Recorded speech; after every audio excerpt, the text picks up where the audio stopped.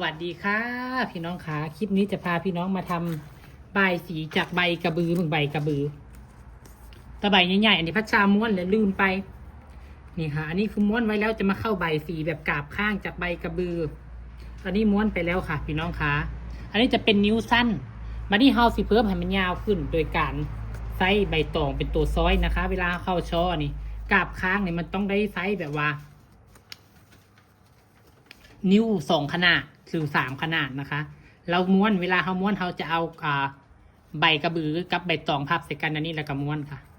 นี่ค่ะเป็นอย่างจังเอาม้วนเพราะว่าเขาเอาใบตองนี่มาซอยเอามาซอยให้นิ้วเขาใหญ่ขึ้นแล้วก็ยาวขึ้นนะคะพี่น้องขาเนี่ยบอถ้าเขาให้เข้านิ้วขนาดเดียวนี่บ่ได้เด้อพี่น้องเด้อนี่คือตัวซอยเวลาเข้าเขาก็จะให้เห็นใบตองแบบนี้พี่น้องขานะคะเฮ็ดไปแล้วจังมาขึ้นพอว่ามันสั้นว่ะว่ามันสั้นเขาสิแก้วิธีแนวใดนี่แหละค่ะวิธีแก้ของพัชชาเด้อค่ะพี่น้องคะเนี่ยถ้ามันสั้นก็ได้ใช้วิธีนี้ในการแก้นะคะ เห็นบอวางทับใส่กันแนวนี้แล้วก็ม้วนค่ะเห็นบอโอ้ยโทรศัพท์ก็ได้พี่น้องบทซัดแท้บทซัดว่าเดี๋ยวเวลาเขาเข้าซ้อมันก็ง่ายแบบนี้เห็นบอเวลาที่มาเข้าซ้อมันกระสิง่ายมันกระสิยาวพี่น้องคะเนาะ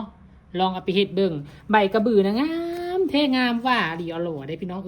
บางคนก็สิว่าพัชชาบัดแม่ปลูกมันคือบ่ใหญ่เด้ใบกระบือเจ้าไปเฮ็ดแนวใดคือใบใหญ่เด้ซื้อมากับพัชชาคือการแต่เป็นอย่างใบคือบ่ใหญ่คือพัชชาใช้ฮอร์โมนค่ะฮอร์โมนเลี้ยงใบเลี้ยงยอดพี่น้องคะฮอร์โมนเลี้ยงใบเลี้ยงยอดนะคะเด้มันก็สิยาวขึ้นมันบ่นิ้วมันนะบ่มันก็จะยาวขึ้นเวลาไปเข้าซ้อมันก็จะง่ายอันนี้เราค่อยลงเฮ็ดไปแล้วเราค่อยมาแก้ออกค่อยเสียดายว่ะเอาวะเห็นบ่ทาบใส่กันอันนี้ช่วงปลายใบตองแล้วก็ม้วนนะคะ